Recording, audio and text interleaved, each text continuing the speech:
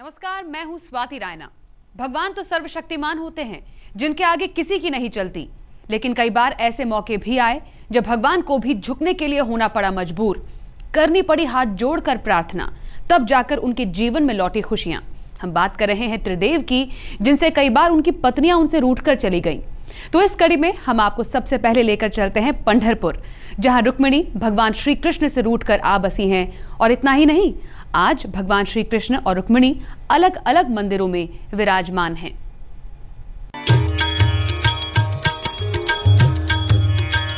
हाथ छुड़ाए जात हो निबल जान के मोए, हृदय से जब जाओ तो सबल में जानू तोए।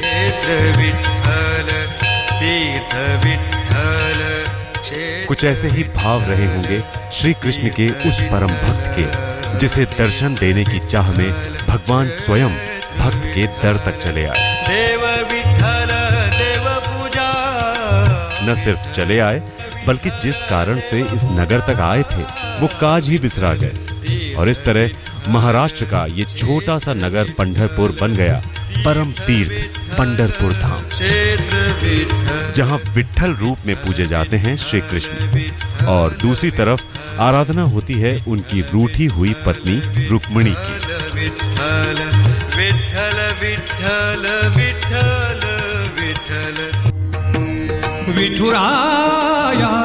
महाराष्ट्र में पुणे से लगभग 200 किलोमीटर दूर पवित्र चंद्रभागा नदी के तट पर बसा है पंढरपुर। यहाँ ये नदी अर्धचंद्राकार रूप में बहती है, इसलिए इसे चंद्रभागा कहते हैं। एक मान्यता ये भी है कि श्रापित चंद्रदेव यहीं स्नान करके श्राप मुक्त हुए थे, तभी से ये नदी अर्धचंद्राकार रूप में बहने लगी और लोग इसे चंद्रभागा कहने लगे। इसी के तट पर 13वीं शताब्दी के इन भव्य और प्राचीन मंदिरों में अलग अलग विराजे हैं विठ्ठल और रुक्मिणी।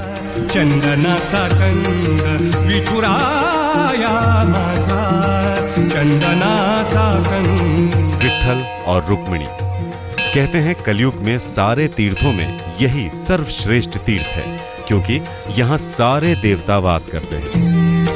कलयुग में ऐसा बोला है कि पंढरपुर के चंद्रभागा में सब तीर्थ है, तो कश्मीर से कन्याकुमारी तक सब लोग पंढरपुर में आते हैं। पंढरपुर में एक बार आ गया तो उनको फिर काशी मथुरा किधर भी जाने की जरूरत नहीं, ऐसा संतों ने बोला है। यहाँ के संत नामदेव, संत तुकाराम, संत एकनाथ, या ऐसे बहुत बड़े संत यहाँ हो गए, उन्होंने बोला है, उन्होंने सब हिंदुस्तान की यात्रा की थी और पंढरपुर में आकर उनके चित्त को, उनके मन को शांति मिली। इसलिए पंढरपुर ये सब तीर्थों से श्रेष्ठ तीर्थ है, ऐसे संत बोलते हैं।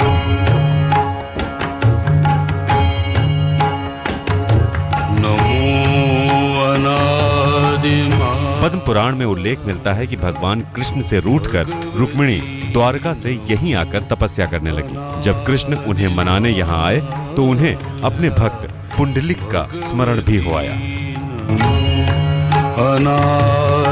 कृष्ण उन्हें दर्शन देने रुक गए और दूसरी तरफ रुक्मिणी प्रतीक्षा में ही खड़ी रह गईं।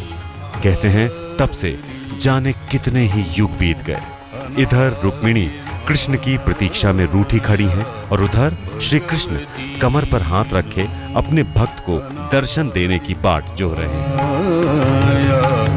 भगवती भगवती। पुंडरीक ने एक ईंट फेंकी और एक उस ईंट पर भगवान खड़े हैं। संत नामदेव ने ऐसा कहा है, युगे 28 विठेवरी उभा, वामांगे रखुमाई तिसे दिव्य शोभा। 28 युग तक ये भगवान पुंडलिक ने फेंके हुए ईंट पर खड़े हैं और वामांगे वहाँ पीछे रुक्मिणी तपश्चर्या करती थी, वहाँ वो खड़ी ही खड़ी है। ऐसा पंढरपुर क्षेत्र का इतिहास है। पंढरपुर में आज भी भक्त भगवान के उस रूप का दर्शन कर सकते हैं जिसमें वो शेषनाग के नीचे कमर पर हाथ रखे एक ईंट पर खड़े अपने भक्त की बाट जोह रहे हैं। कान्हा के इस अनोखे रूप का दर्शन पाकर धन्य होते ये भक्त मानते हैं कि जिसने एक बार भगवान विट्ठल का दर्शन पूजन कर लिया, उसका सारा जीवन सफल हो जाता है। उसकी हर आस, हर मनोकामना हो जाती है पूरी।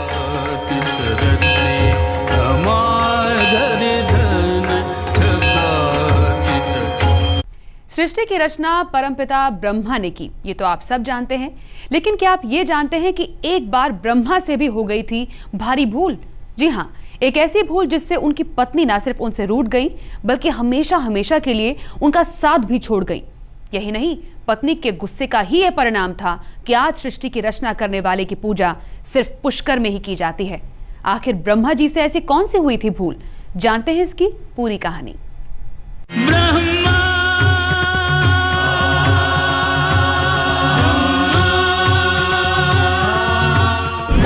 ब्रह्मा ने रचाया दूसरा ब्याह।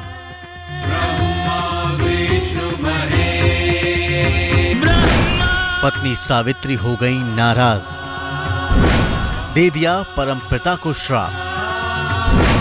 पुष्कर में सिमट कर रह गए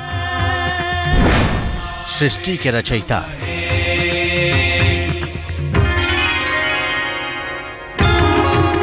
दूर पहाड़ों की चोटी पर विराजती हैं सावित्री, परमपिता ब्रह्मा की अर्धांगिनी सावित्री। लेकिन यहां सावित्री रूठी हुई हैं, नाराज हैं। यही वजह है कि ब्रह्मा के मंदिर से बिल्कुल अलग थलग उन्होंने इस पहाड़ पर अपना बसेरा बनाया हुआ है। आप सोच रहे होंगे कि सावित्री आखिर किस बात पर ब्रह्मा से नाराज हैं? क्यों वो अपने पति से अलग मंदिर में विराजती हैं? इस सवाल का जवाब छुपा है पुष्कर के इसी मंदिर में। ये मंदिर न सिर्फ ब्रह्मा और सावित्री के बीच दूरी बढ़ने की कहानी कहता है, बल्कि उन दोनों के रिश्ते टूटने के किस्से पर भी मोहर लगाता है। अब आपके मन में यह सवाल उठ रहा होगा कि आखिर इन दोनों के रिश्ते टूटे क्यों? दरअसल परमपिता ब्रह्मा और सावित्री के बीच दूरियां उस वक्त बढ़ी जब ब्रह्मा ने सृष्टि की रचना के लिए पुष्कर में यज्ञ का आयोजन किया। इस यज्ञ में पत्नी का बैठना जरूरी था, लेकिन सावित्री को पहुंचने में देरी हो गई। हिंदू धर्म में यज्ञ जब करते हैं तो पत्नी बगैर यज्ञ नहीं होता है। तो ब्रह्मा की पत्नी सावित्री जो है यज्ञ में मुहूर्त पर आने से विलंब हो गया, इसलिए भगवान ब्रह्मा ने माँ गायत्री के साथ यज्ञ में बैठकर यज्ञ को संपन्न किया। पूजा का शुभ मुहूर्त बीतता जा रहा था। सभी देवी देवता एक एक करके यज्ञ स्थली पर पहुंचते गए, लेकिन सावित्री का कोई अता पता नहीं था। कहते हैं जब शुभ मुहूर्त निकलने लगा तब कोई उपाय न देखकर ब्रह्मा ने नंदिनी गाय के मुख से गायत्री को प्रकट किया और उनसे विवाह कर अपना यज्ञ पूरा किया। उधर सावित्री जब यज्ञ स्थल पहुंची तो वहां ब्रह्मा के बगल में गायत्री को बैठे देख क्रोधित हो गईं और उन्होंने ब्रह्मा को श्राप दे दिया। जब भगवान ब्रह्मा की पहली पत्नी सावित्री यज्ञ मंडप में उपस्थित हुई और देखा कि दूसरी पत्नी यज्ञ में बैठी है, तो भगवान ब्रह्मा ने जगत जननी माँ सावित्री ने भगवान ब्रह्मा को श्राप दिया, हे जगत पिता ब्रह्मा, मेरे आने से पहले आपने यज्ञ में दूसरी पत्नी को बिठाकर यज्ञ को संपन्न किया और गृहस्थ का अपमान किया, इसलिए आपको श्राप है कि आपके मंदिर की पूजा नहीं होगी और आपका मंदिर संसार में पुष्कर के अलावा और कहीं नहीं होगा। सावित्री का गुस्सा इतने में ही शांत नहीं हुआ। उन्होंने विवाह कराने वाले ब्राह्मण को भी श्राप दिया और कहा कि चाहे जितना दान मिले, ब्राह्मण कभी संतुष्ट नहीं होंगे। जबकि गाय को कलयुग में गंदगी खाने और नारद को आजीवन कुंवारे रहने का श्राप दिया। अग्निदेव भी सावित्री के कोप से बच नहीं पाए और उन्हें भी कलयुग में अपमानित होने का श्राप मिला। क्रोध शांत होने के बाद सावित्री पुष्कर के पास मौजूद पहाड़ियों पर जाकर तपस्या में लीन हो गईं और फिर वहीं की होकर रह गईं। कहते हैं यहीं रहकर सावित्री भक्तों का कल्याण करती हैं। पुष्कर में जितनी अहमियत ब्रह्मा की है उतनी ही सावित्री की भी है। सावित्री को सौभाग्य की देवी माना जाता है। ये मान्यता है कि यहाँ पूजा करने से सुहाग की लंबी उम्र होती है। यही वजह है कि महिलाएं यहाँ आकर प्रसाद के तौर पर मेहंदी, बिंदी और चूड़ियां चढ़ाती हैं और सावित्री से अपने पति की लंबी उम्र मांगती हैं। संतोष सोनी, पुष्कर, आज तक। कहते हैं सृष्टि के संहारक भगवान शिव से एक बार मां पार्वती इस कदर उठी कि अपने पुत्रों के साथ नया घर ही बसा लिया। इस घटना के पीछे की पूरी कहानी जानने के लिए आपको हमारे साथ चलना होगा कुंभ की नगरी इलाहाबाद, जहां शिवकुटी में मां पार्वती ने बसाया था अपना घर।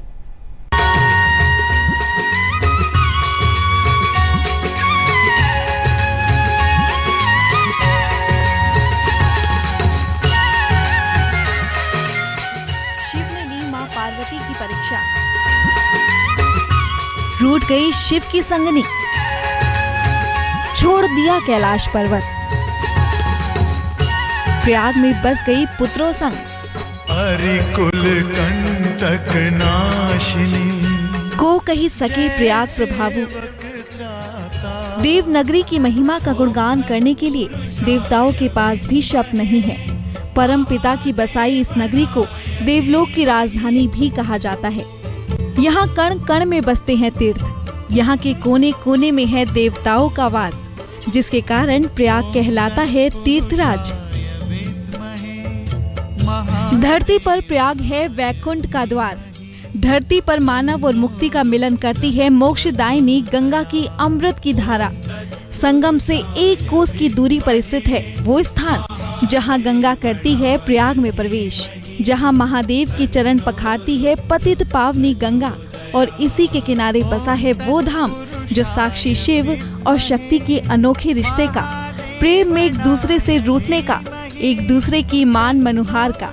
इलाहाबाद का शिवकुटी धाम जो सुनाता है कहानी माँ पार्वती के रूठने की। नारायण नारायण। कहते हैं नारद जी अक्सर किसी न किसी की परीक्षा लिया करते थे।